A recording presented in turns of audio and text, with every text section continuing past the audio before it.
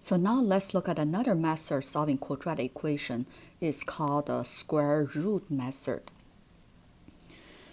If x squared equals p, where p is a positive value, and then we can use square root method, which is any positive number will have two square roots. One is positive, one is negative. Okay, so we can write x equals plus minus square root of p. Be careful here. Any positive number always have two square roots, positive one and the negative one. It's very easy to left off the negative roots. Okay, that's very common error.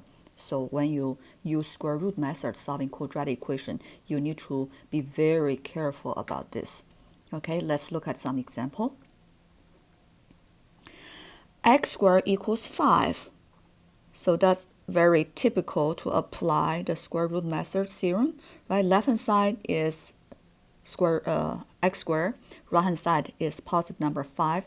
So we can apply square root method directly. We can write the solution x equals plus minus square root of 5.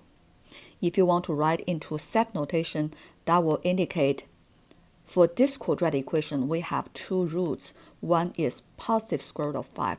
The other one is negative square root of 5. All right.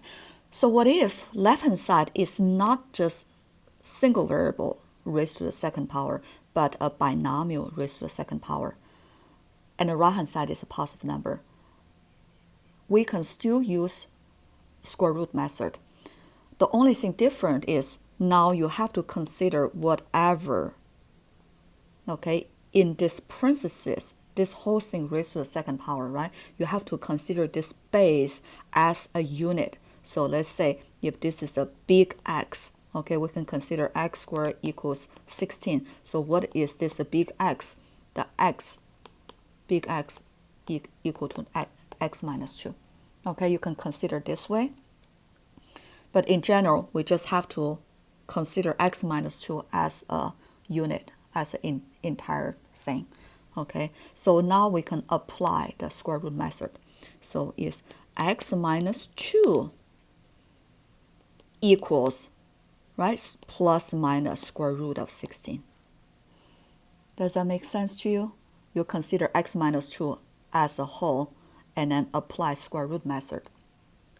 And then we simplify because we know square root of 16 equals 4. So that's the same as x minus 2 equals plus minus 4. And then that indicates we actually get two linear equation, right? One is x minus 2 equals positive 4. The other one is x minus 2 equals negative 4. And then we can solving for x individually. Add a 2 on both sides, so x equals 6. Add a 2 on both sides, x equals negative 2. So for the example B, there are two solutions. One is positive 6, the other one is negative 2. The order you put in the set notation doesn't matter. That's equivalent you write as negative 2 comma 6. Okay, so the order of the roots, which one you put first doesn't matter.